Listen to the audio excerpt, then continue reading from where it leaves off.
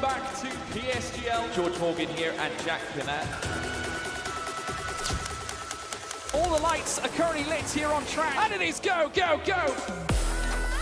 Contact between the Mercedes teammates. Denoso with a crafty maneuver up the inside. Masterclass from the Chilean. Crucial championship points on offer here. Do not count out Danny Beresne. Longe has done the job. This is for the win between these two. Freddie Rasmussen wins the United States Grand Prix. Alfie Butcher wins for the first time ever. Lucas Blakely takes the championship. It's Barry Borman. Jarno Opmeer is your champion.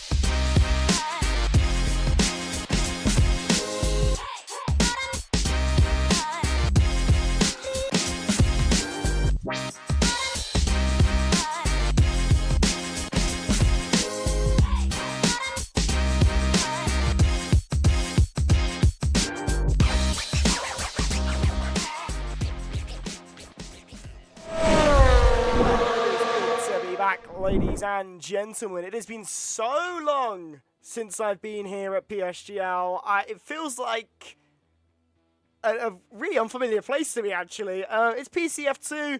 It is the final race of the season. It's round 12. It is Brazil. Alongside me is the one, the only Omi, who is going to be with us for tonight's thrills and spills around the Interlagos circuit. Firstly, Omi, how are we? I'm doing well. Welcome back, Byron. Great to have you in the commentary box. Unfortunately, Sappy isn't able to make it today, but at least he was able to crown the champion last week, meaning we go into this week with still a lot of fighting to come, and Julian Claffenbot can go out there and enjoy himself for one final time in this season as well, with having the championship all sealed up. Absolutely, it's going to be a real great race on our hands tonight. And just in case you've missed what has been announced in the last hour or so, this is your season 38 calendar for all tiers on your screens right now. 12 races of action spanning from October 17th all the way up to January 23rd. And as Omi mentioned, the standings wrapped out last time out. And lovely Sappy got to commentate over that one, but we've got a real good race on our hands at the Interlagos circuit, and qualifying is already underway, and I don't really want to dwell on too much because qualifying's already happening, it's already there, it's already underway. Let's just take your trackside, because who wants to waste time looking at the standings? So here we are, trackside for the final round of the season. It is currently Sergio Sabrino who is to the top, but Leo Lund moves himself nicely up into that first position as things stand, but so much room for things to change, and I've not been here long enough to know who's hot and who's not, so we're really going to be relying on Omi here. Yeah, absolutely. Well, one thing I can tell you is Felipe Sousa finished fourth last time out, of course, on the race that we witnessed, but in the stewards room he was promoted to third. The position that he's right now in, qualifying right now, moved down as Leo Lund, Halliday and Lukumski take the top three spots. But brilliant to see Felipe Sousa in what is his home race take the podium last time out. And it was his first podium of the season, a season of disappointment all the way through, but he was finally able to get there, finally able to get himself onto the rostrum after the race, but a podium is still a podium. Let's see what he can do in his home race. Of course, the circuit which he definitely would have practiced a lot and has driven here in the previous tiers that he has been in. And he went into this round, of course, with a championship all sealed up in his F4 season. And he went out there in what was a crazy PSGL PCF4 race. Now he's in F2, and he'll be hoping for more of the same. Lots of craziness, lots of action, and I'm sure that is going to come our way with all the action that we've seen this season in PCF2. Absolutely. I mean, currently trying to figure out some teething problems. We are currently not outputting gameplay. I have no idea why. I am trying to fix it. I mean, I'm a bit lost at the moment, if I'm honest. I'm trying to sort it out. Don't worry, people. But for the time being, Omi, just try and pick up as much as you can of what's going on whilst I try and sort this out. I am working on it. Don't you worry, guys. Yeah. Just currently trying to figure it out as to why my poor OBS is not wanting to work with me right now. But nonetheless, it's going to be a great race once we do manage to actually show you what's going on. It is just annoyingly taking a little bit longer to get you on trackside, but here we are, trying my best. It's not wanting to work for me right now. Might just have to bodge it a little bit in a second. Here we go. Hopefully. Indeed. This is welcome now. Yeah, welcome to a season of PSGL PCF2 technical issues. We've had it all throughout, to a point where I've had to watch the screen share of Sappy and now Byron this time round as well. That's the technical issues that we've been having, and hopefully they are going to all sort themselves and we can enjoy one final race this season. Well, absolutely so. We've managed to get it working in the end. So here we are, trackside for the final round of the season. And well, as you said, the championship all wrapped up, but there's lots of things still to decide and still to play for. And well, as we finally get some on-track action after, well, some technical difficulties, self-induced of course, but nonetheless, going to be a great round of action. And well, Joris Krozen currently obviously not got a lap time. He's just begun a flying lap here of the circuit that is Interlagos. Such a fun, flowing and a difficult circuit for these drivers to tackle. And well, they certainly will be having a real tough time of it to extract the maximum performance out of the car. But now, as we head through Sector 2 with Joris Krozen, he's certainly going to be hoping for a good lap time. A lot of these drivers, obviously, part of the R8G family that have been making huge headwind in terms of their driver signings, but that is certainly not going to prove anything, as these drivers will still fight and battle nonetheless. But for the moment, Joris Krozen moving nicely, allegedly a purple Sector 2 there for the R8G man, who now moves himself around the final couple of bends of this hot lap. And well, where can he put himself in this qualifying session? It's his first lap of the session, up to the line. Now, where can he go? It is to the top of the timesheets there for Joris Krozen, a 106.435. What a lap time from him. What a lap time indeed for the man who has taken the most poles this season, equaling though last time out was Kian Godendorp. So they've both got three, so they can now try and see who is going to be able to get the most by the end of the season, or will we get someone else on pole position? We're currently watching the driver I was just mentioning, Kian Godendorp. He's also going to be in the hunt for pole position, chasing his third today, and he's up by 62 thousandths of a second, currently in P9, but is going to be looking to move forward with Sergio Sabrino top 8 and Leo Lunge, the driver in second, currently in the pit lane. Hardy in third, Klaffenbach, our champion of this season, currently in fifth. Over the line comes Kian Godendorp, and he moves up to 8th position, gets ahead of the two drivers who are in the pit lane. So our new order after all of that, it's Krozen, Leo Lund, Tycho Hardy, Jan Halliday, and Lukumski, who are the top 5 at the moment. Salza in his home race in P7, and he's definitely having a better qualifying so far than what we've seen so far all season long, but still 9 minutes and 30 seconds for it to all change. Indeed. Yeah, we've got plenty of time for things to change in this qualifying session. Just noticing there's a bit of an issue with the colour on the screen. It's not looking the most sharp. I will try and fix that before we head into the race. I do think I know what the problem is there. That's the problem with having an HDR monitor. It looks lovely, except for when it doesn't. But this qualifying session is looking very nice, very tasty, and very saucy. I love that in the YouTube chat. Can't even afford colours anymore. Times are tough. Indeed they are, but it's very interesting to see everything that we're seeing in this qualifying session. Seems like we've got a bit of a lull moment with Leo Lund, who's come out on a hot lap. Couple drivers on hot laps, but no one on a hot lap at the moment, which is a good opportunity for me to try and fix that problem, just so you guys don't complain too much. If I remember where it is, it's been so long since I've done this. HDR, turn that bad boy off and it should go back to crisp and beautiful for the stream. Hopefully. And Oh, we're about to get an answer. we are indeed. And I'd say that looks a lot better. Wow.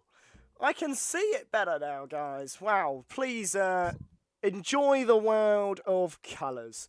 It is back, and it is beautiful. And, well, Leo Lund is hoping to put himself back up to the top of the timesheets in a couple of seconds' time. He's got around 3 miles of this lap to, well, see where he's going to pan out come the end of this hot lap. But not that far off Joris Krozen at the moment as he opens the DRS flap for the first time on this lap. Only 2 DRS zones around this circuit, but half a tenth down after Sector 1. Not maybe the ideal Sector 1, but plenty of time to make that up.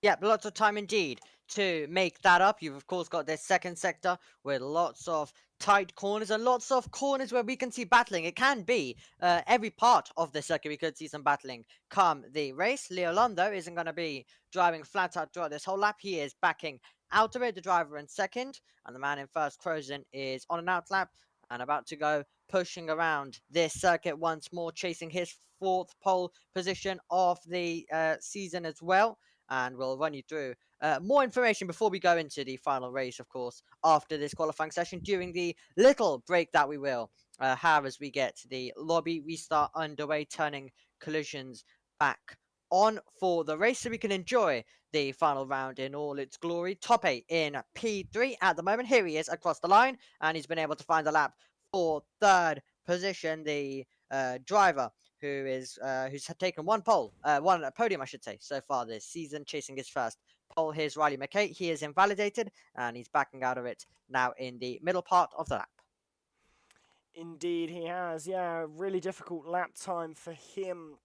Looking at Jan Halliday, who is, I'm not sure if he's just finished a lap or if he is on a push lap at the moment. Does seem like he's pushing on this lap at the moment. Jan Halliday, a known quantity when it comes to, you know, plenty of competitions, and well, certainly going to be looking to do his best to try and get a good lap time. But unfortunately for him, nothing comes to fruition there. Joris Krozen wasn't able to improve on his hot lap there. Is anyone improving on this track, actually? Doesn't seem like many drivers are. Liam Stevens has improved by 1/10.5, but that is it. In terms of real significant improvements, I believe that was Felipe Sousa, who went up to 4th place there, but not many improvements. Over that kind of 3rd run. Really difficult, it seems. The track conditions not ramping up too much. Indeed, Liam Stevens, who scored points in every single round since round 2 this season. He had a retirement in the opening race at Silverstone. He scored points in every single round until last race in Qatar, where we of course had the retirement, and a retirement that was very dramatic and changed up the order. And we're going to surely be expecting to see a little bit more of that here today. Right now, though, what we're seeing in qualifying is an improvement from Riley McKay by 1/10 of a second as he tries to get up into the top 10. Let's see what he's going to be able to do. DRS open. Krozen improves his advantage at the front of the field. Here he is. And we see Riley McKay dive it into the pit lane. So he didn't think that the improvement was good enough, and he knows that he can do better. So he's going to dive it into the pit lane, get a fresh set of boots on the car, and then head back out for what will be the final run in this qualifying session, where the track is at its best, as Dale do battle for the 1 point for pole.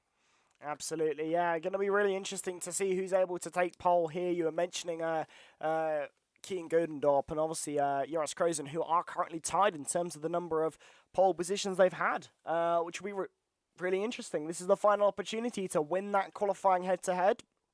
in terms of who has the most poles. And, well, which one of the two will it be at the moment? Could be anyone for pole position. The gap's so close. The entire field separated by just 3.3 tenths of a second. Wow, not much in it at all from the top to the bottom. And, well, that is what you love to see in any competition. When it's close, it is fun, and it is the most dramatic it is ever going to be. But those final runs coming around the corner, and, well, one man who needs to maybe hurry up a little bit getting around that track is going to be Sergio Sabrino, who is rounding his way through towards the Sector 3 timing line. He's only got 3 minutes on the clock to get into the pit lane and then get around. So that's going to be a bit of a tight squeeze for him, which might not be ideal, but he's definitely got an opportunity there to see what he can do. As Riley McKay back onto the circuit, he didn't set his last improvement. He'll certainly be wanting to set this one. He definitely will as well, and this is the one that is going to be critical for him as all of the other drivers start heading onto the circuit as well, but he's going to have a track to himself at this part, unless more drivers, of course, take their time rejoining the road, which they absolutely could do. So he might be impeded a little bit with the ghosting, which can be a distraction. Of course, collisions are turned off. It can be more of a distraction. They won't be able to fully get in the way, but it will be. It can always be a little bit of a distraction for these drivers, especially with how close these margins are in this field. We've seen it across this whole season of PSGL PCF2. It means that we possibly could see those distractions lose a driver a couple of thousandths of a second, which can change up the order. Well, we're about to find out as he's about to make his way down towards the center S.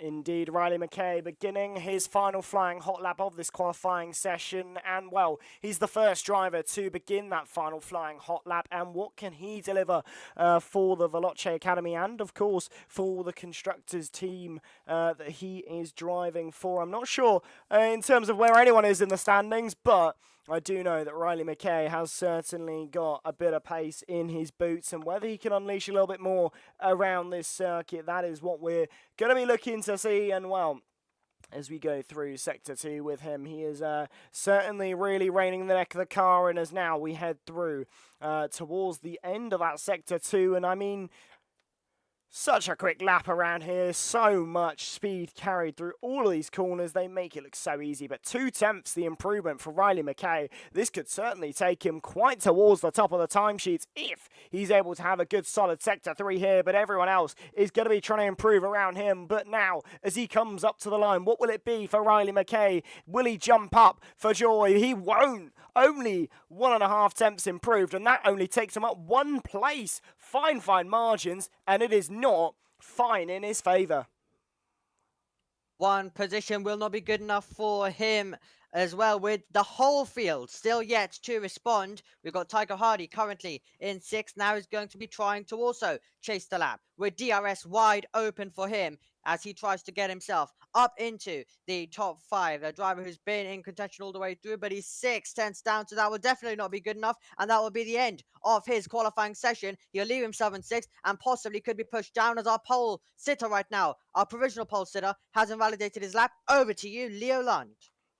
Leo Lund couldn't improve and respond either to pay. Looks like the only driver in the top 5 who hasn't messed up his final flying lap. It seems that quite a few mistakes have crept in right at the end of this qualifying session. Not ideal for many drivers in the field as things stand, but Tapei is one driver who is on a valid final lap. Can he improve? He is improving by such a small margin, but it could be enough to get himself onto 3rd place on the grid if he's able to carry just a little bit more speed down this final sector. Keane Godendorp retires in the pit lane, that's normal, but Tapei, what can he deliver? He can't improve by enough. He can't improve at all. He's not able to respond. Neither can Felipe Sousa. It seems like it's Joris Krozen who's going to be on pole. Whether that is deserved or not, we will never know, because no one was able to get that final run in cleanly.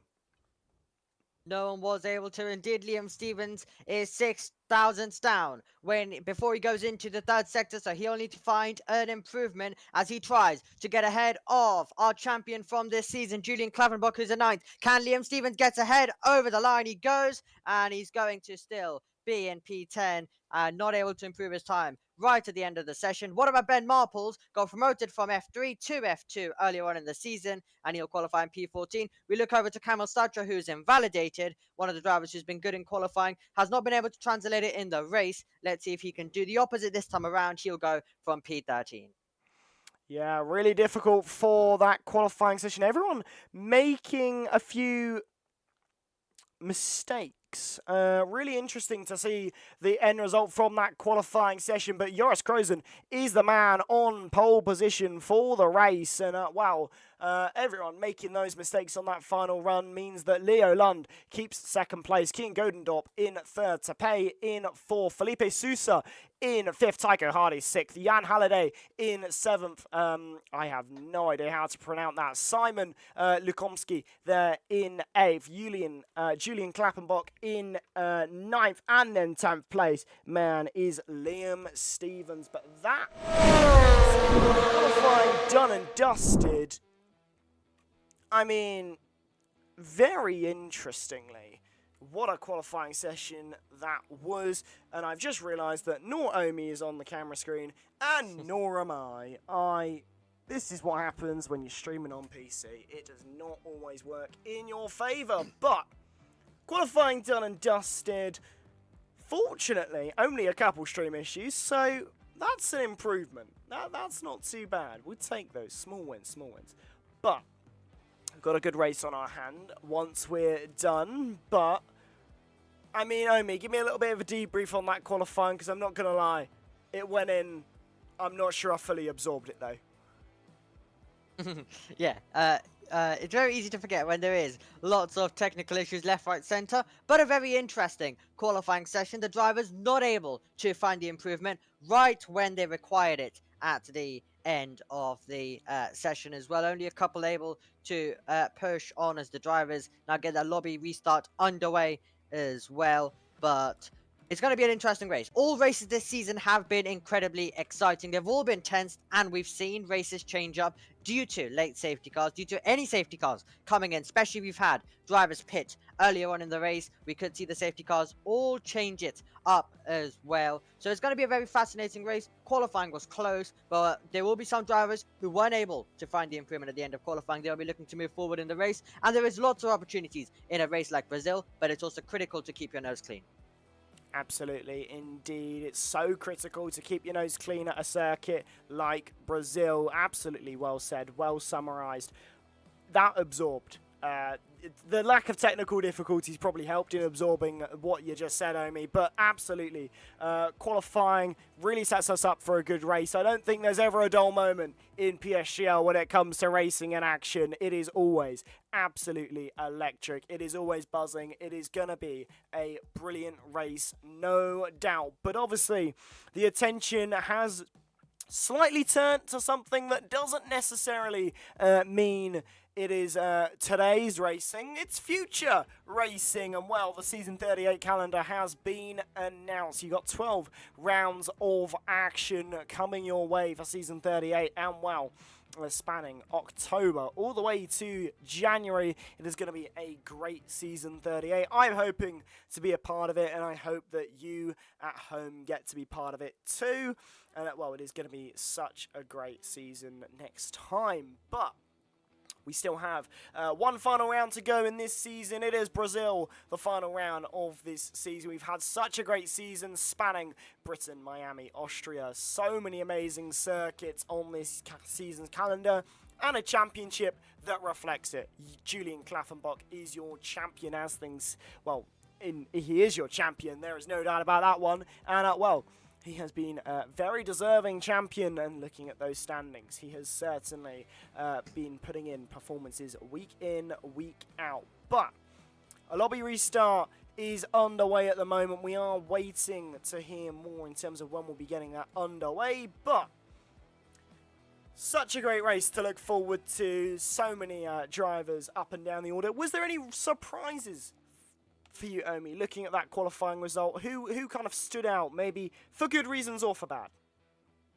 Well, I think definitely if we look at surprises, Felipe Sousa, when it's come to qualifying, even if we say the race, it was only last week due to the safety car, which he was able to get himself in the mix, finished fourth, was able to get on the podium due to a late penalty being applied. But we haven't really seen him near the front in a qualifying session or really in the races bar last time, as I mentioned. So he was definitely a surprise, but you would expect him to be good. Of course, the Brazilian driver in his home race as well has driven very well here previously as well in previous tiers in PSGL. So definitely a very talented driver, and I'm happy he's able to show some of his class in PSGL PCF2. And maybe it's not been the best of seasons, not what he would have wanted as well. But let's see if he can end it on a high here at Brazil. Absolutely, going to be great to see if he can end it on a high. There's so many talking points going into this race, and it's been so long since I've been here on the comm side at PSGL that I am just like so completely lost as to what to even talk about. It is really, it's one of those, but we've got such a good race, and I think like one of the main things that I've always said whenever I've mentioned PSGL is always just the fact that you never know what's going to happen, you never know when it's going to happen, and it really can change at a moment's notice. And with these drivers so close, that is ever more true. We saw the mistakes creep in towards the end of qualifying. We saw a few drivers making errors, making spins, maybe doing things that you don't expect, you know, these drivers to maybe be doing. But maybe the rust is kind of kicking in a little bit, and maybe it's going to mean that we got a bit of an interesting race, I think, because, you know, drivers making mistakes does mean there's always a little bit of drama on the other side of that race. So when we do get underway, expect maybe a little bit of chaos, carnage, definitely some fun. Lots of fun indeed. And this is where it's really on the line for these drivers. Esports teams all looking for that next bit of talent as well. Get it right here. You could see PCF1 awaiting. One of our drivers, Julian Klavenbach, has already found that out earlier this season when he also managed to get a PCF1 drive for a race as well. So it's very critical for these drivers to get it right here, and then it could definitely lead to esports teams noticing of the talent as well, and then picking them up as well for their academy. So there is definitely a lot of pressure on these drivers, and that's why the stakes are also higher as well for all of them compared to maybe a lower tier. So that's why they're all really trying to push as hard as they can, all trying to get the best result that is possible for them week in, week out. And it is amazing to see these drivers battle it out all throughout the season. It's been absolutely brilliant. One final race, and I'm sure it's also going to be quite a lot of fun. It's going to be very dramatic, I think, definitely, for sure, as we've seen across the entire season. So many good races. Every single good race so far this season has had something good that we can say about it. Lots of stories. It's always the case with PSGL, PCF2, and then in the final round, even though we may have a champion crowned, there's just so much battling and a lot of fun there to be had for one final time this season. Before, of course, we move over to season 38, which looks just as exciting, and I cannot wait to see the grid, that one when that is released, as we've seen a very competitive F3 season as well. They're having a four-way battle, and they would have just finished it as well. So great to see, of course, those drivers getting promoted for this season, and I'm sure next season will be just as competitive. And the calendar definitely on the side of action for us is going to be amazing. Absolutely. Well, the drivers are just readying up now. Then they'll throw their setups onto the car, and we should be good to go here in, here at Interlagos. But just as a refresher for the circuit we are visiting tonight, it is the lovely and ever Las Vegas. Wow, that shows how long it's been. Next season. It's Sao Paulo that we're visiting tonight. Well, it is a beautiful, beautiful circuit. 15 corners and, well, plenty of overtaking opportunities, and, well, over 2.67 miles, you are going to have plenty of opportunities to make that all-important dive, that move, that lunge. There's so many different things that you can do around this sort of circuit. I mean, Omi, where are those main overtaking opportunities?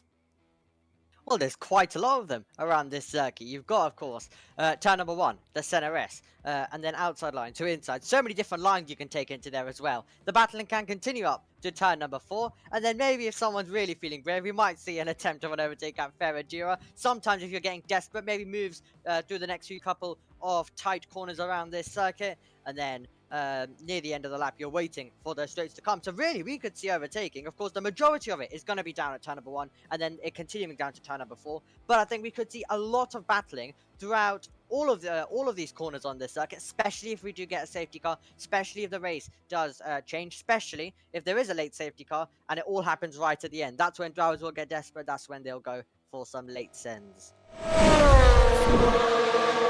There's so much to look forward to. We are just moments away from getting the race here at Interlagos. I'm going to keep nearly saying Las Vegas. I am really going to struggle with that. It's been such a while. The rust is really there for me, not just the drivers. They might have been making mistakes, but I've definitely made more than they ever will. But we are just moments away from the final round of the season in F2. It has been such an electric season. Your champion may be crowned, but there are still positions, points, and plenty of bragging rights up for grabs tonight. We are just moments away from getting that final round of action underway for one final time in Season 37 of PCF2.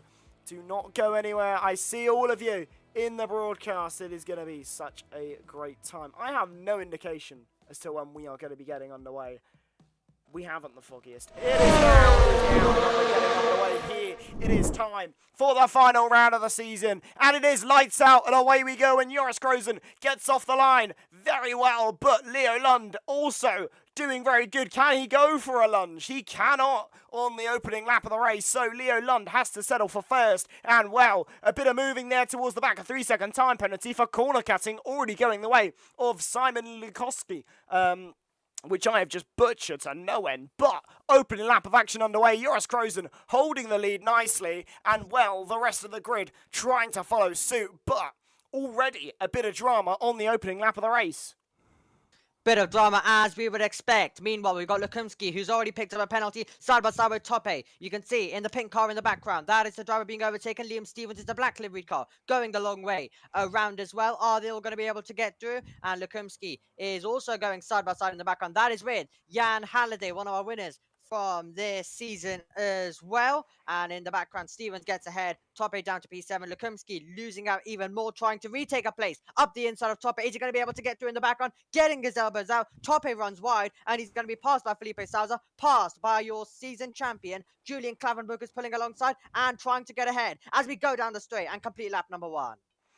Yeah, lap number 1 complete, and Tope losing a huge amount of positions on this opening lap of action. He has really fallen down the order, now down to 10th, and could even be falling further as Julian Klappenbach tries to battle now with Felipe Sousa down as we head down the first straight. DRS now enabled, and we're going to see a lot of rear wings opening over the course of the next 36 laps. And well, Julian Klappenbach can't make the overtake there, but Nelson Alves has made himself ahead of Tope, who has lost so many places on the opening lap. And well, now this second lap of action, it has not been a great start for the man now in 11th place. He started, I believe, 4th, and that just goes to show how far he has fallen. But back to the front, Joris Krozen not having to worry too much at the moment. Absolutely, not having to worry too much out in front. But now there will be an opportunity for Leo Lund with the DRS to take the lead by the time that they get down to turn number 1 as well. Let's see whether he will go on the attack. Great qualifying session for him, and let's see whether he can take the lead on the circuit as we go on to lap number 3, and immediately going to the inside line, trying to get through. He was on the inside on lap number 1, but he wasn't able to do anything with it. On lap number 3, he has managed to get to the apex first, and out of turn number 3, he will be the leader of this race, cruising down to 2nd position. Kian Godendorp looking to attack in P3 as Kai Pearson in the background is able to get ahead momentarily of Riley McKay. They are continuing squabbling though in the background. It's all action as we promised you in this PSGL PCF2 race. Absolutely, so much action over the next 35 laps or so about to happen. We are really going to be having such a great race. Oh, Jan Halliday so close to the back of Tycho Hardy, nearly going into the back of the man in front of him. And, well, that's going to open the door for Liam Stevens to go down the inside. Wow, what a move from here. And surely now he's got to try and go round the outside. Liam Stevens, what an overtake there. Ballsy, but Jan Halliday tries to fight it back. Oh, there's a little bit of wheel-to-wheel contact. That's going to open the door for Simon Lukomski to try and make the move now around the outside of Jan Halliday. Surely an easy overtake after losing quite a bit of speed in the battle there with Liam Stevens, as now they go nearly 3 wide into the braking zone, and Liam Stevens has to try and fend off Jan Halliday, will fend off Jan Halliday, and who is now vulnerable once again to Simon Lukomski. And, well, they'll run side by side as they exit the Center S, and nearly 3 wide they head down the straight once more. Absolute chaos, as we would have predicted. That will be late on the brakes. Are they all going to be able to make their way through this corner? Felipe Sousa getting through. Lukumski momentarily going 3 wide. And then we are going to see Klaffenbach trying to go the long way around to Ferradura. Can he get there on Lukumski? And he's being definitely very brave on the opening few laps of this one. Still on the outside line. Now it becomes the inside. Can Julian Klaffenbach squeeze his way past on Lukumski, who's been involved in so much battling so far in this race? And it is Klaffenbach who is able to get ahead. Still Lukumski off the ideal racing line and being attacked by Nelson Alves. Sergio Sabrino able to get ahead of Tope as they run side by side in the background, and they're really risking it. In these early stages, we're about to see another change for the lead. Surely Kroos was able to take it last time around, and he was able to get past Leo Lunch, who will get the right to reply. Goes down the outside line, and it should be an easy switch between these two as Nelson Alves is able to get through on Lukumski down to the Center S. Yeah, Leo Lund back up into P1 for the time being, but these two are just going to keep swapping places like a game of Chuckle Brothers. They are really not feeling like keeping in the same place for all too long. So Leo Lund will certainly be thinking about the pressure he'll be facing from Joris Krozen behind him. But at the moment, we've got so much in terms of talking points in the opening stages of this race. A lot of battling behind as things stand. And, Leo Lund finds himself in the lead, but has had to definitely fight for it. Liam Stevens is also trying to fight himself up some places and get himself ahead of Tycho Hardy, if he can help it. That's definitely what he's going to be trying to. We look at the tyres, and it is all wet. It is all white. So we've got the white wall, hard compound tyres for the entire field in this race, all on the same strategy. But with a safety car, that can all completely change around, especially if there is multiple safety cars. Well, it's time for a new race leader once again. This time it's Krozen, retaking it down to turn number 1. Fastest laps being debated. First belonging to Halliday, now belongs to Tope, as you can see at the top of the screen as well. Position changes continuing throughout this field. It's action wherever you look. And in the background, that is going to be super close. Tope trying to get to the inside. And he was trying to get through on Sergio Sabrino in the pink liveried machine there. Was he able to get by? It seems like they're still running side by side in the battle of P14. But it's Tope who's just able to squeeze himself out ahead of Sabrino, who also loses out to Kai Pearson. Yeah, absolutely. Really an interesting battle that we got towards the back of the field, and these are, going to be fighting for points towards the end of this race, hopefully. So for them, it's going to be a really important battle to try and get this as clean and smooth as possible. But nonetheless, we've got such a good battle. I'm noticing Joris Krozen has pulled a little bit of a gap to Leo Lund on this lap. About 5-6 tenths the gap was going onto the start-finish straight, but you see that DRS wide open, really opens the door and opportunity as Liam Stevens. The door is wide open and the opportunity is there for him to get himself up into 4th place. But contact side by side there between Tycho Hardy and Liam Stevens will open the door a bit for Jan Halliday as now they head down the straight side by side. Liam Stevens wanting to get himself ahead, but it is even Stevens as they go into the corner. And Tycho Hardy will battle it to the end, and as they go side by side, surely not. Liam Stevens up into 4th, and that was quite the duel, as you see. It was like Jan Halliday in the background being attacked by their Julian Klaffenbach, trying to get himself up into 6th place, and that is a ballsy dive down the inside from Julian Klaffenbach, who tries to get his way back up into 6th place. And will he manage it to hold it around the outside? Not quite, but a lot of dives, a lot of attempted overtakes from Julian Klaffenbach, and they nearly worked for him. Well, you can tell that he's the champion by the way that he is driving. All action for him, all attack, and he's definitely having some fun out there, showing what he can do and not having to try be on the cautious side because he's got the championship wrapped up. Meanwhile, at the front of the field, we've got Leo Lund taking the lead, but joining him in second place is Kian Godendorp. So Kian Godendorp also moving up into second, then it's Krozen down to P3, and let's see, is anyone going to be able to go on the attack? In the background, we see Felipe Salza trying to defend. Nelson Alves is trying to go the long way round, and he's going to be able to do it. He's on the outside line. He was always going to get forced a little bit wide. He was never going to get the door open easily. What about the outside line into Ferradura? Risky stuff, and he's not going to go for it there. As well is Nelson Alves, the driver currently in P9, chasing the F4 champion from last season. But the Brazilian driver Felipe Salza is currently in 8th and is staying there at least for a couple more corners, and he's right now behind Julian Klavenbach, who is also going all out to try and make some overtakes as Rishan Jacobs gets past Sabrino for 16th position, who's also given a 10-second time penalty. Yeah, really difficult stuff here for some of the drivers, and seeing Sergio Sabrino getting a 10-second time penalty, that is really harsh, but he broke the rules, so that is the consequence he will pay. But Joris Krozen trying to battle with Kian Godendorp there into turn number 1. He will lose the place. Kian Godendorp makes his way into first place as they go side by side between him and Leo Lund, and down this, well, down the first DRS straight here of the lap, and who comes out of this the better? Kian Godendorp briefly down to 4th place. He might be down to 4th place as he's forced slightly wide there by Joris Krozen, but great battling between the top pack. There's a incident there. I believe that is Camille Statura involved there. A virtual safety car has been called out. I'm not quite sure what has happened there. There's no front wing on Camille Statura on his front wing, so that is disappointing for him. And unfortunately, that means that there is a virtual safety. Actually, that's a full safety car called out there. It does say virtual, but it is a full safety car, as now everyone is likely to come into the pit lane. What a move, Liam Stevens. He was able to get past 3 cars and go from 4th to 1st. Absolutely incredible stuff on the run down to turn number 4. And it was great to watch so much action, but that was just brilliant from Liam Stevens. Able to get to the inside. It was so close. They were going very nearly 3 wide. They did go 3 wide, and then he was just able to slip to the inside and able to take the lead. Now, he is the first one to go into the pit lane due to that, and he will be joined by lots and lots of other drivers. But continuing on is going to be Kai Pearson along with Rishan Jacobs and Harvey Cohen. Rishan Jacobs didn't qualify as he attempts the last 2 first challenge as well.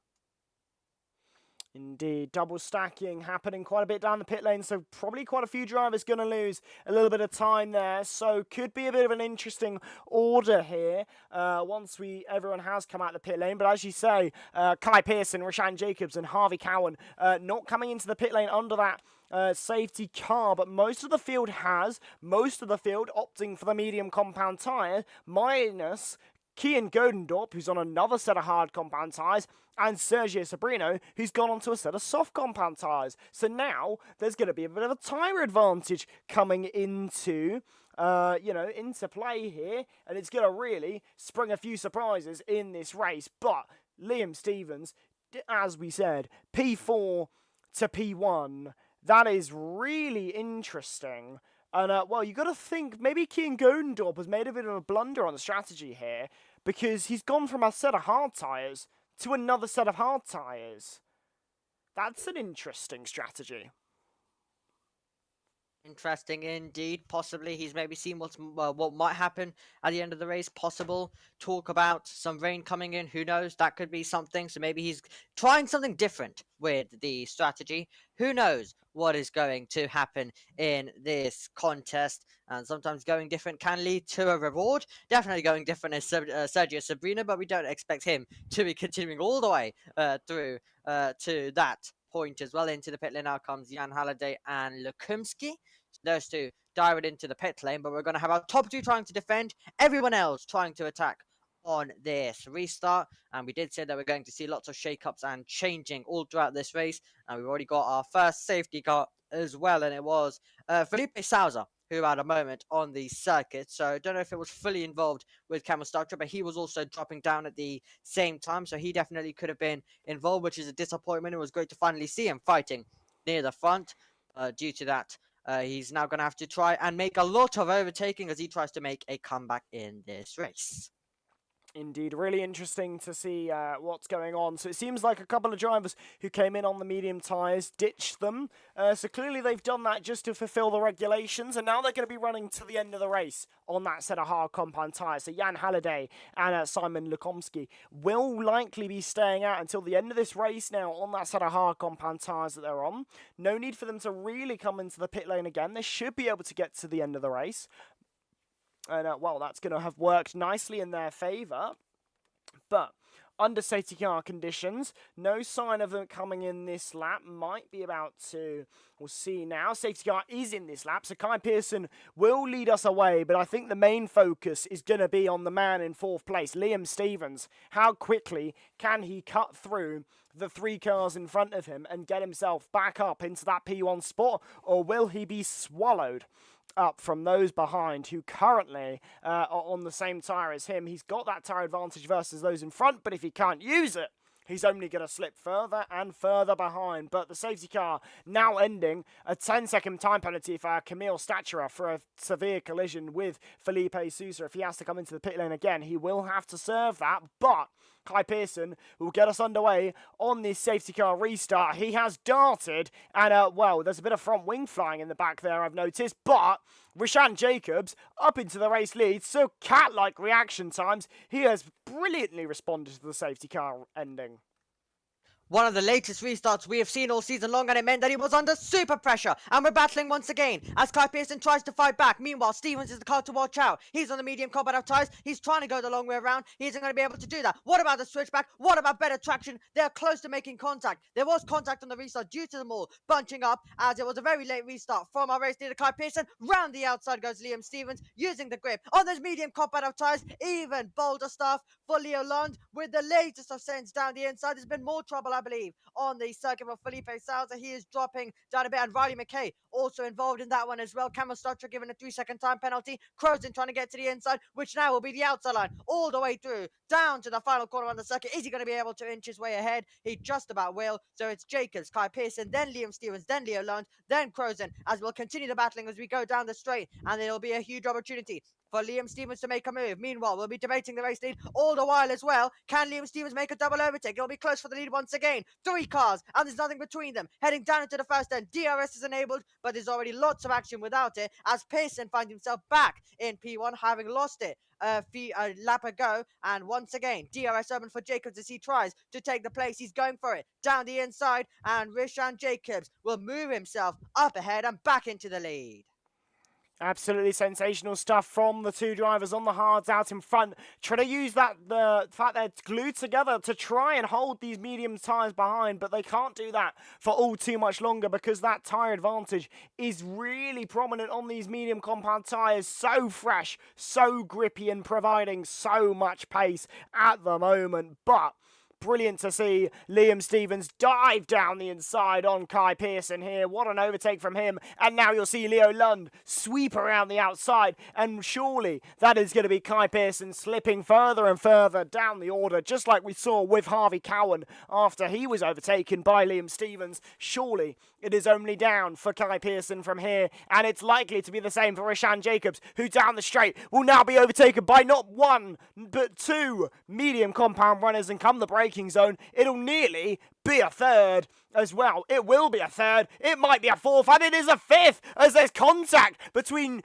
Rishan Jacobs and I believe that was Daniel, who we're riding on board with, who had made contact, and that's lost him a bit of front wing on Rishan Jacobs. So now he will have to slip further and further down the order. But dramatic scenes once more in Interlagos as well, as now Leo Lund sets his sights on keeping this P1 spot, as Liam Stevens will set his sights after it. But those hard compound tyres, they could only hold off for so long.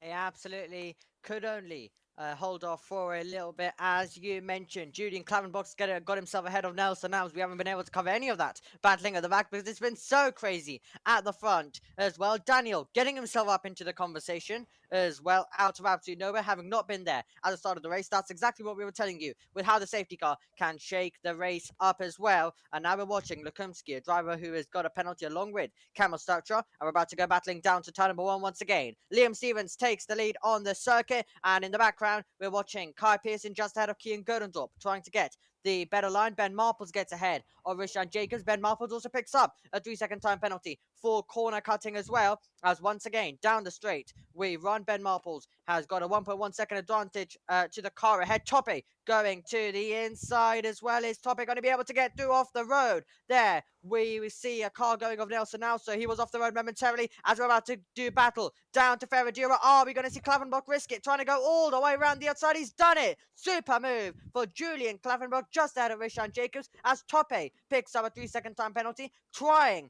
to keep this whole train behind.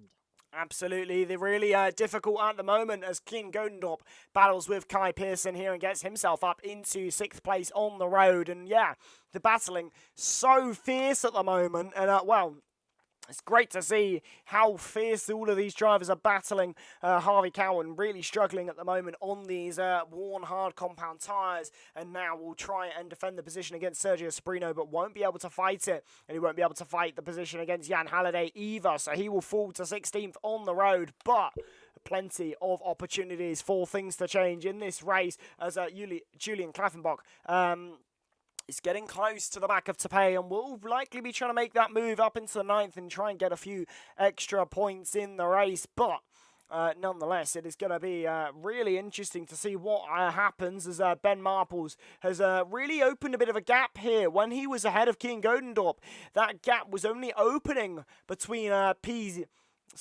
and P5, and well, that gap really quite fine at the moment. 1.5 seconds is that gap, and well, it does mean that Kian Godendorp doesn't get DRS, and that's going to be really important come the pit straight, because it does mean he will just get swallowed up. So he's got about 4 tenths to find, and he will try to find that as soon and quickly as he can. Absolutely. Harvey Cohen gets ahead of Rishan Jacobs down the straight. We're about to run once again. What sort of battling are we going to get? To Godendorp, 1.4 seconds ahead to Tycho Hardy. Leo Lund moves up into the lead. There we see the change on the circuit. So it's Lund now in P1. Daniel is the car watching this battling. And we join another battle as well. That's Ben Marples, who's just ahead of Julian Klavenbach. Kai Pearson able to get through. Then it's Godendorp, who's in P6. And he'll be under all sorts of pressure as we run down the straight once again, and let's see whether we're going to see the move. Kai Pearson trying to pull alongside, trying to get some room is Ben Marples. Is he now going to be able to put his nose in there on those medium compound of tyres? He's off the road, is Ben Marples, and that'll open the door for Toppe, who pulls to the side, and now he's going to get through into Ferradura, and you can see Klavenbach darting all over the road, trying to find a way through outside line, inside line, but still he's staring at the rear wing of Kai Pearson, but he's still trying alternative different racing lines. Is our PCF2 champion from this season, trying everything he can to get himself ahead of Pearson, who is holding P7 for the moment. Absolutely, he's doing a really good job at holding P7 at the moment, is Kai Pearson, but it's only going to be a matter of time until Julian Klavenbach is able to get himself ahead, and we saw a bit of a rear end slide there for Julian Klavenbach as he came out on towards the end of Sector 2, so it could be a sign that those medium compound tyres are starting to wear and even out relative to these hard compound tyres, but down the inside, easy as you like it, but Kai Pearson nearly touches the rear end of Julian Klavenbach as they go round turn number 1 as they exit the centre S's. Julian Klavenbach comfortably ahead, but Kai Pearson might look to try and respond if the pace on these tyres is beginning to even out just a little bit more, but at the moment, things are looking very saucy, very spicy as Toppe. Surely not around the outside. He's got front wing damage, has Toppe, but no, she's still trying everything he can and goes around the outside, which turns to the inside and gets himself nearly ahead of Kai Pearson, but still can't quite get it. Has to try around the outside once again. They're still side by side, and now surely Toppe is able to make the move, and now Ben Marples also makes the the move on Kai Pearson, both of who have front wing damage. In fact, most of this pack have front wing damage to pay. Ben Marples and Nelson Alves, all front wing damage. Kai Pearson just has worn tyres and can't win versus those with a damaged car. Absolutely. Once again, time for some fighting down to turn one. Tope getting mugged. Going to the inside is Nelson Alves. Will he be able to get the car slowed down? He will. Tope will not have the ideal racing line on the exit. Could leave him vulnerable to Kai Pearson, who may have old hard carbon tyres, but he's still in the fight. He is still in the mix, and you can see he is pulling alongside just ahead there. We see Julian Cleveland getting past Kian Godendorp. And is Kai Pearson going to be able to get past Tope looking further back? It's going to be close on the exit between the two of them. Tope seems like he's dropped behind as well. Yeah, Tope is dropping down the order. He's lost multiple places, so it won't even be a contest, and he has been disqualified from the session. Interesting stuff then for Tope. That's the reason why he was dropping down. That is interesting. It's not very often you see a driver disqualified, but there again, the drivers have been a little bit on the sloppy side, really wringing the neck out of these cars for the final time this season, and it's what you want to see. They are hard and fast racing, and it is brilliant to see how well these drivers are taking to this circuit. It's such a driver's circuit. It's such a circuit where you have to put so much aggression, so much pace, but also so much effort. And Kian Godendorp putting a little bit of effort as he gets himself up into 6th place and ahead of Julian Klaffenbach once more. And those hard compound tyres definitely looking in a bit of a better shape than those medium tyres that have been on for the same length of time. Kian Godendorp looking in a good place at the moment there. It's Tycho Hardy, not Tycho Hardy, sorry, Julian Klaffenbach tries to respond, gets himself back up ahead, but the action everywhere you look. Ben Marples, another penalty for him, but then behind him, Nelson Alves, Jan Halliday and Simon Lukomski, really quite close this entire field at the moment. It is really anyone's guess for who takes the win here. Absolutely, it's wide open. Most of the battling that we've been showing you so far has been for the positions lower down, but it's going to be wild at the front of the field. We're all building up to hopefully what will be lots of switching, lots of changing, and lots of battling between our top contenders in this race, all battling down to the 36th and final tour of the contest. That is what we will be hoping for. But we're going to get some battling now. We're going to get another switch as Liam Stevens moves himself into P1 in the race. As we see them all make their way to that. Godendorp getting past Julian Klavenot, trying to get the car slowed down for turn 1. He will, and he'll take P6 on those 11-lap hard compound of tyres. And there will be DRS for Julian Klavenbach to fight back if he can get close enough. Is the question to go for the move once again. He will go for the move, and he'll make the move. Easy as you like for Julian Klavenbach, and he moves up back into 6th position. Into the pit lane comes Mirko Siriano. Indeed, Mirko Siriano into the pit lane. He's not had a great race so far, but definitely an opportunity there with a earlier pit stop than those around. Going to be interesting to see what he's able to do in terms of providing a good opportunity to get some points in this race. But so much action across this field. It is really difficult to follow and pick out all of the key battles that we need to keep an eye on. But a real shout out to Daniel, who's currently in 3rd.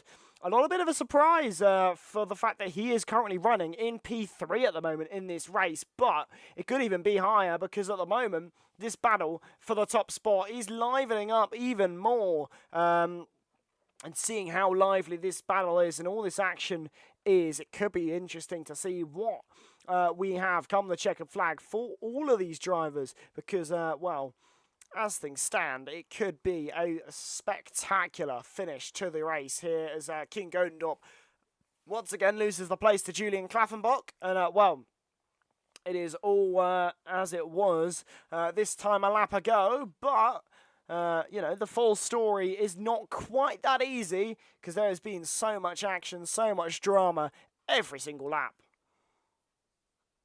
That has been the story of this race, as it has been all season long. Lots of action, lots of drama, wherever you look in this field. And we're watching Tycho Hardy, who's the last car in this train. He's trying to attack Joris Kroos and these guys, who all had a brilliant battle in Monza, along with, of course, Julian Klaffenbach as well.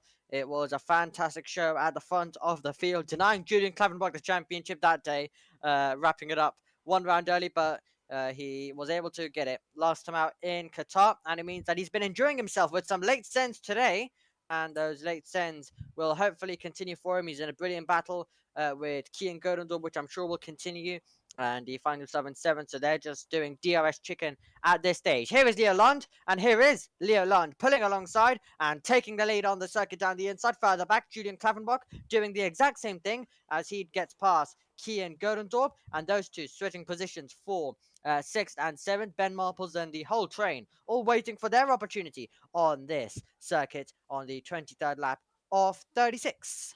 Indeed, we're having such great action between these two current little trains of cars, but if Julian Klaffenbach maybe needs to pit again, if he comes in a couple laps earlier, could get that undercut, could get that benefit that really brings that train into the mix here in this race, but not likely to see those like Kian Godendorp into the pit lane again. Whether we see those on the mediums again will be an interesting debate. Will they be able to hold on to the tyres long enough or not? It's the real struggle at the moment of the drivers as Kian Godendorp once again back up into P6 and Liam Stevens back up into P1 at the moment. But Daniel looking very close to the back of Leo Lund, could be looking to make a bit of a move here as we head down the straight once more. Very close to the back of Leo Lund, but not able to make the overtake there as Rishan Jacobs gets a 10-second time penalty for speeding in the pit lane, and as a result retires there in the pit lane. Unfortunate to see for him, but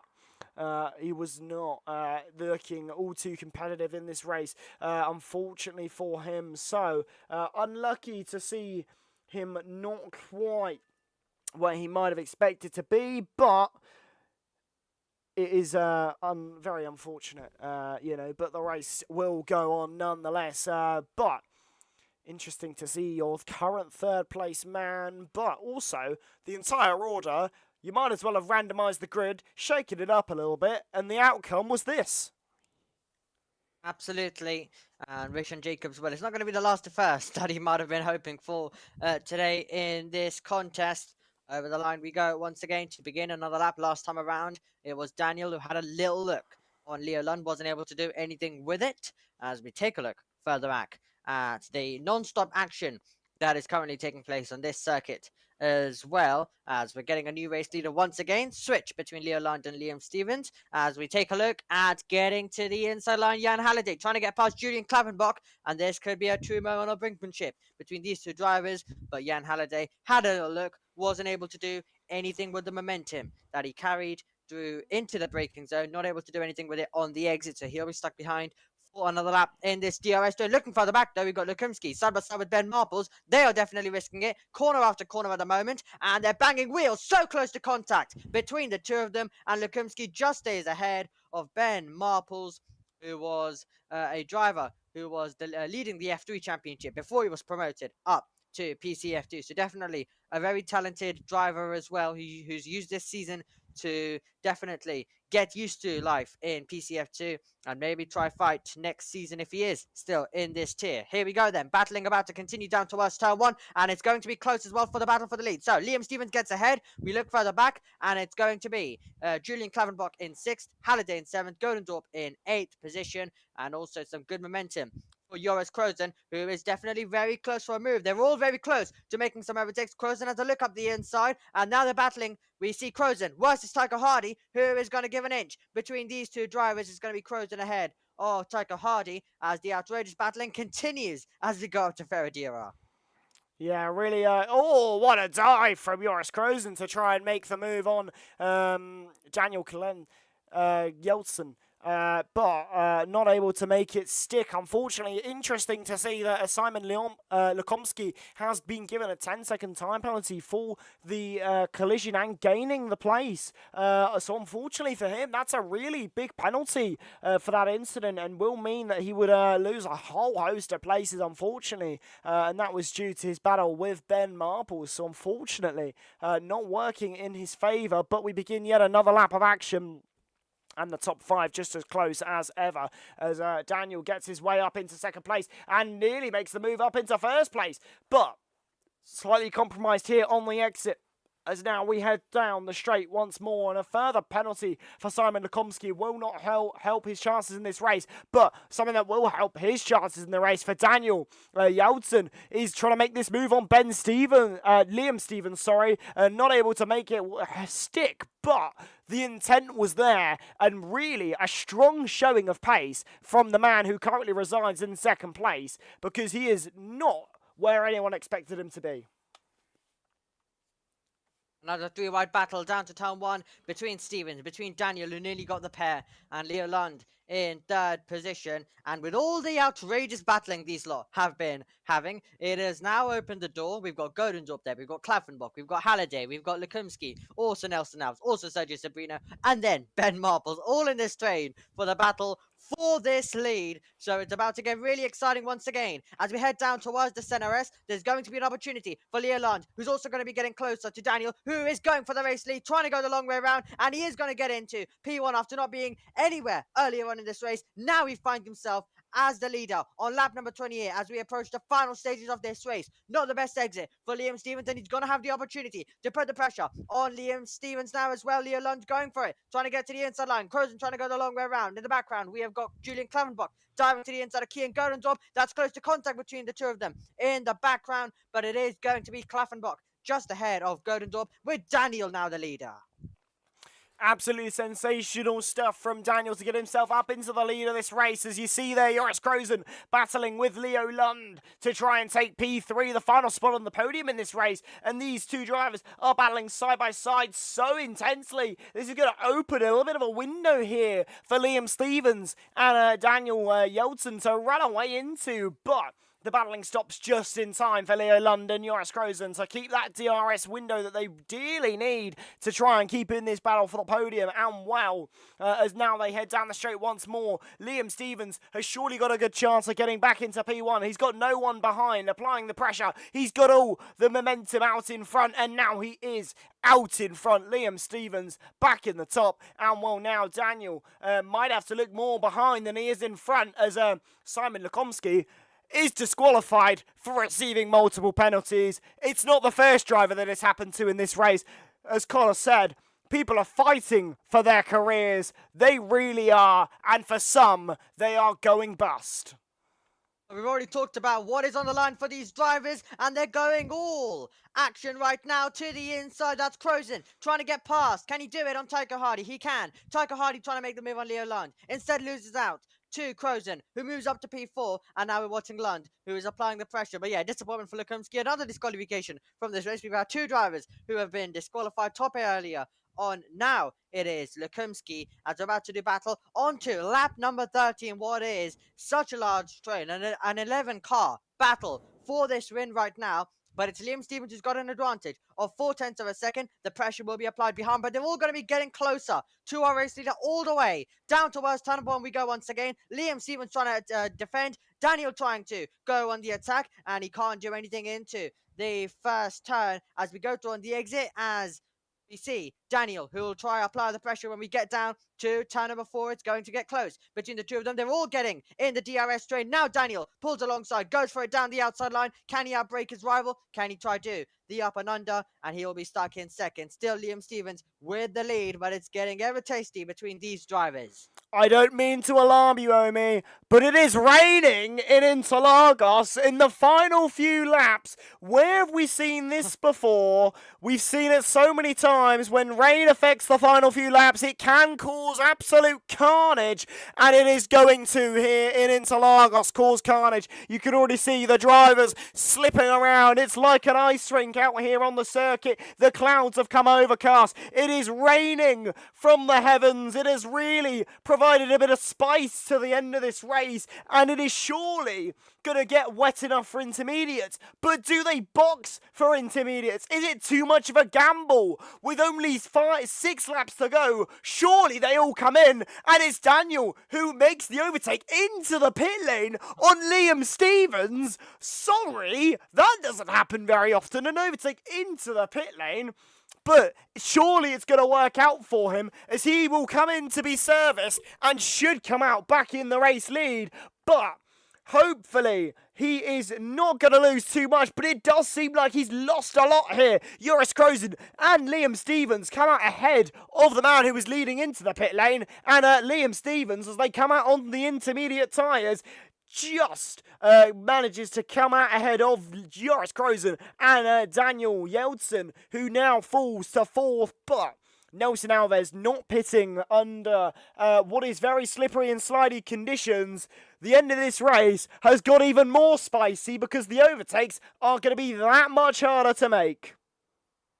It is going to be definitely pretty crazy. The rain came very quickly on the Circus Hill. Was the last opportunities the drivers had to get an easy pass with the DRS. Now that's disabled. Now you've got to try and pressure your rival off the road, trying to use that battery as well. That is what they're going to be trying to do. Nelson Alves stuck it out there, but the gap is coming down massively, especially through these corners as we do now.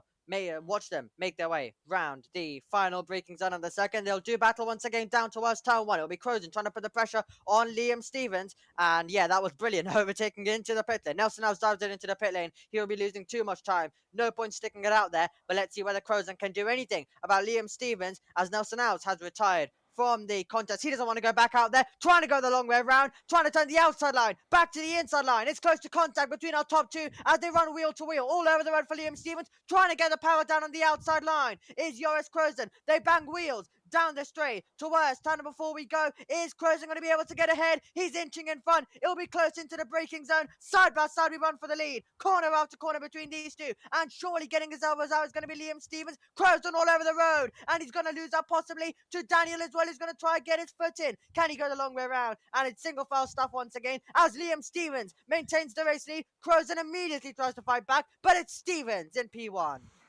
Brilliant defence from Liam Stevens there to run side by side through that, but Joris Krozen running wide there in the final couple of the first couple of corners. It's really not gonna, when he ran wide, that's definitely probably something that might go to the stewards, but this race has been so dramatic, I'm not sure we can take any of the race result as truth, because these drivers really have had quite a chaotic time here in Interlagos. But something we can take is the fact that Joris Krozen is going to be trying once again to make the move ahead of Liam Stevens. He darts to the left, he darts to the right, he tries around the outside once more, but he's forced a little bit onto the grass. He can't make the overtake here, but now he'll have another straight to try and catch up and get ahead of Liam Stevens. But these drivers so close. We thought it was going to make them spread out a little bit, make the overtakes more difficult, but it hasn't, as now Daniel Yeltsin is trying to make the overtake on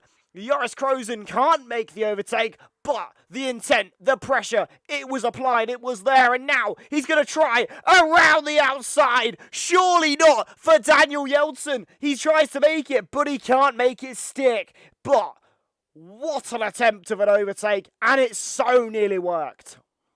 So nearly worked. Bravery at its absolute finest though for Daniel, as Liam Stevens, who scored points 9 races in a row, one of our consistent drivers from PSGL PCF2 this season, and he stood on the podium though only once, and he's trying to pick up his first victory. While he's been consistent, I'm sure he would like to wrap up the season with a victory to his name. Let's see whether he's going to be able to manage it in the wet conditions here in Brazil. Krozen's going to get the opportunity, and now we're going to see the battling once again down towards turn number 1. Opportunities are running out on this circuit. Stevens hugs the inside line, trying to go the long way around is Krozen, and he sells the dummy just Krozen. He tries to get to the inside part of the circuit, but still there was nothing he could have done there. The battle will once again rage on down to the next braking zone, trying to get better traction and trying to go on the attack once again. Let's see whether Krozen can this time make the move. It's under a 10 between the two of them. Can Krozen fight away by Stevens once again? Is going to stay ahead. He is really defending this one, and he absolutely has to, because if he loses it, there is no guarantee whether you can get it back, because there will not be DRS. Absolutely, without DRS, it's going to be so difficult to make the overtake here. And Joris Krozen down the inside on Liam Stevens. Can he make it stick this time around? Liam Stevens with the inside line now as we head through Sector 2, the harder Sector 2. But if Joris Krozen can hold it, he'll have the inside line once more. But he can't. He's not quite far enough alongside. He's left the door open for Liam Stevens to keep that inside line as they round the final couple of bends. And now through turn number 13 and 14, just about to come around. And well, as now they begin lap number, the penultimate lap of this race, Liam Stevens continues to lead the way, but the pressure on him so heavy right now. But he could take his first win in PCF1 in this season, and that would be quite something for the man as Joris Grozen tries to apply the pressure down the inside. Contact between the two of them there as they exit the center S, the rear end sliding for the pair of them, and now Joris Krozen seems to have the better line. He seems to have held the position as Daniel Yeltsin makes the overtake into second. Can he make the overtake into first? He tries it down the inside. He's not able to hold it there. Can he hold it and get it on the exit? He cannot. But Daniel Yeltsin really, again, showing such good race pace as Leo Lund makes his way around the outside of Kian Godendorp. And will he hold it? Can he hold it? He's able to, and he has got himself up into 5th place. Leo Lund with a lovely move around the outside. Outrageous battling out on the circuit, and it continues as well. As we see another driver disqualified. This time it's Ben Marples as we're about to make our way out of the final few corners. Crozen trying to pull away the driver who is trying to now take his 4th victory of the season. Absolutely brilliant stuff from him as we round the final few corners on the penultimate lap of this race, about to go on to the final lap of the race. Crozen seems safe. There will not be any DRS, but who's going to get the final spot on the podium? Jan Halliday trying to go through into the braking zone. Jan Halliday does make the move for P3. There's nothing Liam Stevens can do to defend. The driver who was in the lead just a moment ago now finds himself dropping down to P4. Let's see what else Jan Halliday has got on his sleeves right now. Let's see whether he can try and attack Daniel for 2nd place as we go side by side in the background, and that's Tycho Hardy just staying ahead of Julian Klavenbach, who's definitely going to try and make the move. They're side by side. Who is going to get the power down as we head towards Ferradura then? It is going to be Klavenbach who has got the position. Tycho Hardy is going to have to settle in behind, but Crozen on his way for victory.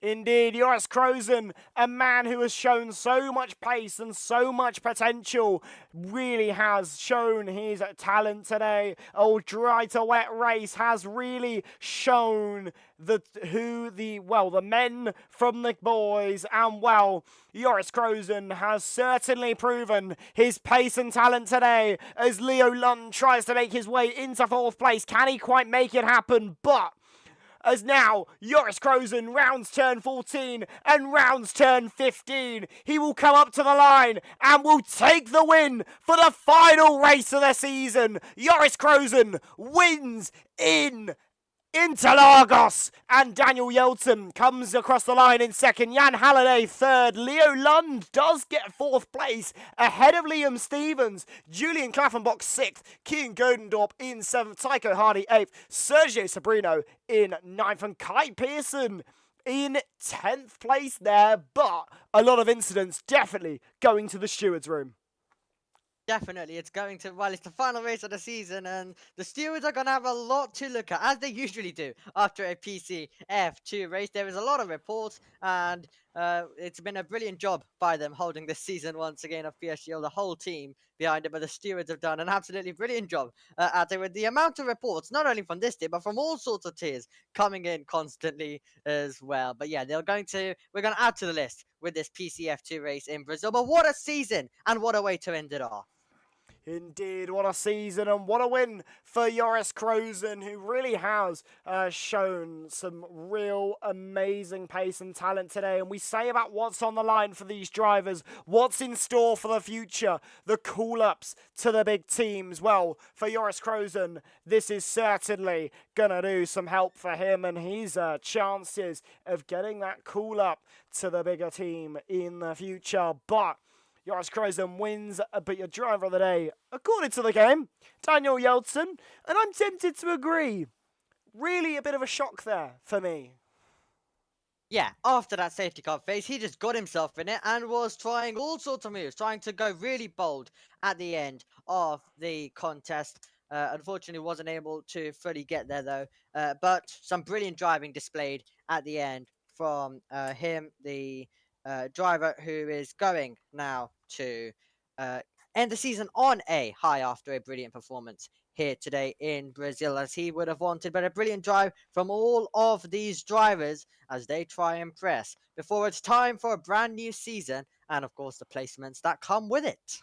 Indeed. Well, your final race classification here, Joris Krozen is your race winner. But from 17th to 2nd, Daniel Jeltsen, what a race for him. Shame to not get the chance of the win, but that will mean nothing to him. That podium is all the more sweeter for him. Jan Halliday in 3rd, Leo Lund 4th, Liam Stevens 5th, Julian Klaffenbach in 6th, Keen Gondorp in 7th, Tycho Hardy 8th, Sergio Sabrino in 9th, and Kai Pearson in 10th. But what a race of action we had. Harvey Cowan, 11th. Mika Soriano in 12th. Felipe Sousa, 13th. Riley McKay, 14th. Camille Stachera in 15th. A really difficult race for him, despite the safety car giving him an opportunity to get himself back in the mix. DNFs there for Nelson Alves and Simon Lukomsky, but Rishan Jacobs, Tapey, and Ben Marples all disqualified from the action here. Really difficult race for those drivers, but after 36 laps of action, what a final race we've had. I mean, small little debrief just to kind of ease us into it. Omi, general thoughts on that carnage? Well, absolute chaos, I think, if we sum it up into a couple of words there. But yeah, just absolutely brilliant. And I think every single race this season, I think the critical thing has been every single race this season has delivered in terms of action, chaos, and everything that goes with it as well. It's been one of the best PSGL PCF2 seasons we have seen, and we've really also been able to see a driver who can be consistent, a driver who is up there every single week, and fantastic stuff. Julian Klavenbach to, of course, win the championship when it's such a close and when it's such a competitive field, to be able to get the championship before the final race last time out in Qatar. So absolutely phenomenal stuff from Klaffenbach, and he's really shown his skill, he's really shown his talent across this entire season, and he'll definitely be looking to progress further in his career, as of course he's talked to us already so far this season about some of his plans, and he's got some exciting things lined up. So he's got a bright future ahead of him as Julian Klaffenbach. Indeed, really a good race for all of the drivers involved, but for some, really quite something quite different, a real strong showing for them. I am hoping to get some of our top 3 in for an interview. We can see Daniel Jeltsen, who was 2nd place, come the end of the race in the waiting room at the moment, hoping to get our other 2 podium drivers into the comm box and hear from all of them, because it would be lovely to get the perspective from the entire grid and really understand everything that there was. But let's get the man who went from 17th to 2nd, Daniel Jeltsen. Let's get him into the commentary box and let's hear some words from the man who finished 2nd. Daniel Jeltsen, first, can you hear us? Hello, yes, I can hear you guys. Lovely, awesome. So, 17th to 2nd, not a bad race for you in the slightest. Talk us through those final couple of laps. The shot at the win was definitely on the cards. What stopped that being the reality? Yeah, first of all, of course, it was a very good race. I enjoyed it a lot, going from P17 all the way to P2 in the battle for the win. It was, yeah, very entertaining to drive as well. So I enjoyed it. Yeah, so of course, early in the race I got through a lot of cars and yeah, did a lot of good overtakes and capitalized on other battles to gain positions. When I came into like the battle of the lead, it was in the dry. I was saving tires in case the rain wouldn't come, which was a little bit unclear because it was like only one of the 7 bits with rain. But then it said also it was like the 6th part, if that makes sense. So the 7th was dry again, so it was like they're gonna just drizzle and not get wet. But yeah, of course it got into intermediate. So I was trying to position ourselves nicely for that, and yeah, did quite a decent job. Came into the pit lane. Side by side, it was very risky to do. I got into the lead momentarily, but unfortunately the game didn't register my pit turn in, so I lost 2 positions on that. I was still. It would, of course, it would have been a battle still, and I was on the lower wing compared to the others, so it would have been tough, even though if I was leading. But of course, it's a bit annoying because I would have been in the lead. Maybe the race would have been different. But it was still a battle to the end, and even though I couldn't quite get the win, yours was really fast. I enjoyed the battles in the last lap because it was just trying to get my nose in and overtake them somewhere, and I got at least Liam, and still very happy with P2 from P17. And yeah, I've finally also had a very good race. Because yeah, of course I'm used to being better in races than quali, but in this game with the slipstream and the RS being very powerful, the racing has been so different. But finally I at least got a good race. I was able to do a lot of overtaking, so yeah, it was fun. Yeah, absolutely. Any questions from you, Omi? Well, I think you've covered it all, Byron, but congratulations on a brilliant drive. Great way to end the season. Yeah, thank you. Awesome. So let's drag in our third place driver. I'm a bit confused by the Discord name. Let's hopefully drag in, providing I'm dragging in the right person, Jan Halliday into our chat. Let's hear from the man who was your third place driver in the race, Jan Halliday. Talk us through final couple of laps, pretty carnage and chaotic. How was it? Good evening, first of all. Yeah, it was an interesting race to say the least. You know, all the disqualifications and stuff. It was, I think, one of the weirdest races I've done, also with the rain and stuff.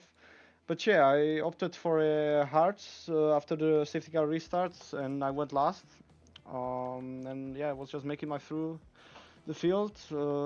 I was like, I don't know, P4 before the rain, and then I just got one position on the rain because I was quite low on wings, so that helped me on the main straight. So I guess it was a pretty straightforward race. I just kept it clean and it paid off. Absolutely. I mean, Omi, any questions from you? Well, just overall, as the whole season, how has that been for you? Of course, Japan, very good there as well. But overall, how would you describe this season has been for you? Yeah, Japan was quite lucky because there was a safety car that helped me so much. So that was a bit of a frauded win, let's say. But overall, I think I improved a lot during the season in terms of like racecraft and stuff. It was quite difficult for me to get used to, you know, no dirty air and just being close to everyone. So I was struggling at the start, and yeah, I got better. And I think overall it was good. You know, Joris and Julian, who are P1, P2 in the standings, they're just clear overall. Like, I'm not as good as them. So I think that's the best I could have done, like P3 in the championship. I'm happy with that. Absolutely. I mean, phenomenal result to kind of round off the season. You know, going into season 38, are you feeling quietly confident? Yeah, we'll see. I was quite lucky I could do all the races this season. That helped me a lot. But I don't think I will be able to do all of them in the next season. So yeah, I will most likely be here and give it my best. Absolutely. Well, that's what we love to hear and see. Well, we'll let you get on with your evening, but congratulations on an amazing podium here in Interlagos. Yeah, thank you guys, and good night. Good night. Well, I mean, Omi, that pretty much finishes us off, right? We are very nearly done with season 37. What a surreal moment. I mean, I remember my first season. That was season 36 or season 35. I don't know. It wasn't that long ago, but I mean, it's another season done and dusted. And wow, what a race to finish it off. Yep, absolutely. A few technical issues along the way, but when it was all sorted, when it was all working well, it was absolutely brilliant as well. I've got to try get my game sorted, see what the issue is all the way throughout this little break that we're going to have while the placements and all of that takes place. But wow, what a season, as you mentioned. And I've covered it all across here at PSGL, whether it be on the PlayStation side, whether it be F7, or on the PC side, F5, F4, watching some of these stars as now getting to commentate them as well on PCF2. So Absolutely brilliant. Loved this season, and of course, a big thanks to Sappy, of course, from Sappy for making this such a good place to be in, week out, along with Corey and yourself, Byron, as well, filling in on some late notice this week as well. What a fantastic season of PSGL. So excited for season 38. Yeah, and in terms of Season 38, just as a final reminder for anyone still here watching, this is your calendar for next season for PC, starting all the way in Australia, down under, and then straight to Texas, Belgium, Canada, Qatar, Monaco, Britain, Netherlands, Saudi Arabia. Then we have a festive break, and then Japan, Las Vegas, and Bahrain to finish off this Season 38 calendar, subject to change, of course. But October 17th is when we expect Season 38 of PSGL to begin. But Season 37 has to finish first. And I think this is it. This is the final moments of Season 38, Season 37 for PC. What a moment it has been. We've had so many highs and so many lows. I mean, I've not been here for much of it, but what I have seen, it has been sensational. So many good battles, so many amazing things over the last couple of 3-4 months or so. It has been quite something. It has been an amazing season to watch alongside all of you at home with, and I'm sure, just as I will say, Omi, I'm sure you'll agree with me, it is a phenomenal season that we've just had, and I cannot wait for more. One of the best PSGL PCF2 seasons we have seen, and I think next season will be even better as we watch some of those drivers who've done brilliantly in F3 progress up into F2. So cannot wait for it to get even better, but it's going to be hard to get better than this. It's already at such a high level, but what a season we've had. Absolutely indeed. Well, until next time when Season 38 of PSGL begins. Until then though, bye bye.